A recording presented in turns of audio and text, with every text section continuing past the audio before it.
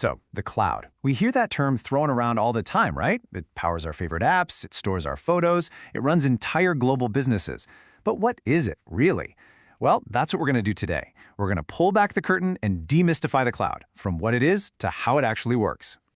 I mean, think about it. From the emails you zip off to the shows you binge watch, pretty much everything you do online touches the cloud in some way. It's become the invisible backbone of our modern world. And that is the big question, right? It sounds so magical, almost a bit mysterious and abstract. But trust me, by the end of this, you're going to understand exactly what's going on. So here's the official super technical definition. It talks about things like scalable pools and self-service provisioning.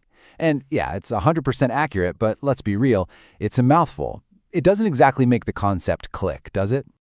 And that's really the big secret. When you save something to the cloud, you're not sending it into the ether. You're just saving your files to a really powerful computer, a server that belongs to a company like Amazon, Google, or Microsoft, sitting in a massive, air-conditioned warehouse somewhere. Okay, so to really get our heads around this, we need to break down what actually makes a service a cloud service. It's not just about being on the internet. There are a few specific ingredients that have to be there. Thankfully, the U.S. National Institute of Standards and Technology, NIST for short, defined 5 key traits that make the cloud, well, the cloud. First, on-demand self-service. You can get resources automatically without having to call somebody up. Second, broad network access.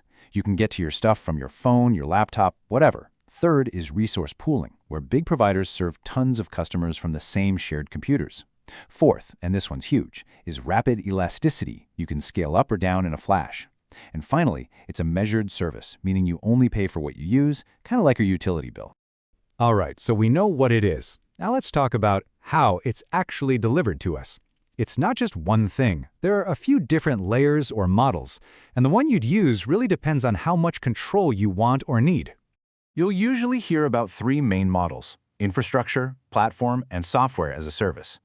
The easiest way to think about them is on a spectrum. As you go from left to right, from IaaS to SaaS, you're essentially trading control for convenience. The cloud provider handles more and more of the complicated stuff, and you manage less and less. Let's use an analogy to make this stick. Infrastructure as a service, or IaaS, is like renting a plot of land. The provider gives you the raw materials, the servers, the storage, the networking, but you're in charge of building everything on top, from the foundation and operating system all the way up. Okay, next up is Platform as a Service, or PaaS. This takes it a step further. This is like renting a fully equipped workshop. The provider handles the land, the building, and all the heavy machinery inside, like the operating system and databases. You just show up with your project and start building. And finally, we get to the one we all use every single day, software as a service, or SaaS. This is like renting a fully furnished apartment. You don't worry about the foundation, the plumbing, or the furniture. You just log in and start using it. Think Gmail, Dropbox, Salesforce. The provider handles absolutely everything. So who actually gets to use these cloud resources? Well, in a public cloud like AWS or Microsoft Azure, the infrastructure is shared among tons of different customers over the internet. A private cloud, though, is built just for one single organization, which gives them way more control and security. And of course, you can have a bit of both. A hybrid cloud lets a company keep its really sensitive data in its own private cloud, but then use the massive power of the public cloud for other, less critical stuff. It's all about finding that perfect balance of security and scale. So why? Why has this model completely taken over the tech world? I mean, what's the big deal? Well, the answer is a powerful idea that totally changed the economics of running a business. Here's the most crucial point, the financial shift. Before the cloud, if you wanted to start a company, you had to buy a ton of expensive servers up front. Now, you just pay a monthly bill. This is a game changer. It lets companies stop worrying about blinking lights in a server room and actually focus on what their business does.